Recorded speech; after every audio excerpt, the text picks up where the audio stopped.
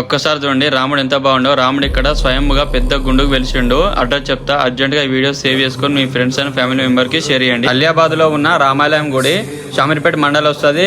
District వచ్చేసి మేడ్చల్ మల్కాజ్గిరి వస్తుంది. నేను టెంపుల్ లొకేషన్ కింద డిస్క్రిప్షన్ పెడతా, చూసి వెళ్ళండి. ఒక్కసారి చూడండి, టెంపుల్ మాత్రం చాలా బాగుంది. ఈ టెంపుల్ అతి పురాతన టెంపులే.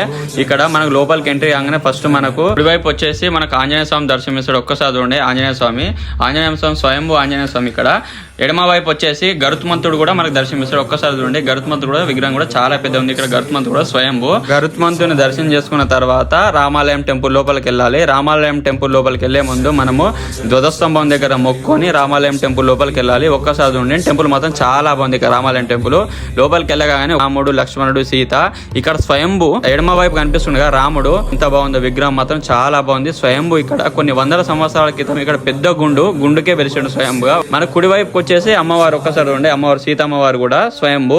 మధ్యలో వచ్చేసి విగ్రహ ప్రతిష్ఠ చేశారు. విగ్రహాలు కూడా చాలా బాగున్నాయి, చూసారు కదా. మొత్తం వెనక మాత్రం మొత్తం పెద్ద గుండుకే స్వయంభూగా వెలిసిండు. అదే గుండు చుట్టుగా ఇక్కడ గుడి కట్టారు. గుడి కూడా చాలా బాగుంది. ఒక్కసారి చూడండి, బ్యాక్ సైడ్ కూడా చాలా బాగుంది. ఇక్కడ టెంపుల్ బ్యాక్ సైడ్ కూడా గణపతి దేవుడు ప్రత్యక్షించారు. అక్కడ కొంచెం ముందుకు వెళ్ళిన తర్వాత మనకు శ్రీకృష్ణుడు కూడా విగ్రహాలు కూడా ప్రత్యక్షించారు. చాలా బాగున్నాయి విగ్రహాలు కూడా, చూసారు కదా. మనకు రామాలయం టెంపుల్ పక్కనే మనకి ఇక్కడ శివాలయం కూడా ఉంది. ఒక్కసారి చూడండి, శివాలయం కూడా చాలా బాగుంది. ఈ శివాలయం కూడా అతి పురాతన శివాలయం అన్నమాట. శివాలయం కూడా చాలా బాగా కట్టించారు.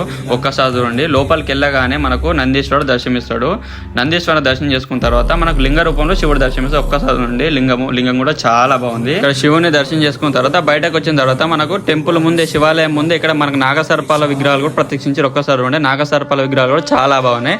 నాగసర్పాల విగ్రహాలు దర్శనం చేసుకున్న తర్వాత పక్కకే నవగ్రహ విగ్రహ మండపం కూడా ఉంది. ఒక్కసారి చూడండి, నవగ్రహాలు కూడా చాలా బాగున్నాయి. చూసారు కదా, రామాలయం శివాలయం. ఇక్కడికి ప్రతిరోజు భక్తులు వస్తారట, చాలా మంది వస్తారట. మీకు దగ్గరలో ఉంటే ఒక్కసారి వచ్చి దర్శనం చేసుకుని వెళ్ళండి, మీకే మంచి జరుగుతాయి. ఇలాంటి మరిన్ని వీడియో కోసం లైక్, షేర్, సబ్స్క్రైబ్ చేసుకోండి. ఉంటా.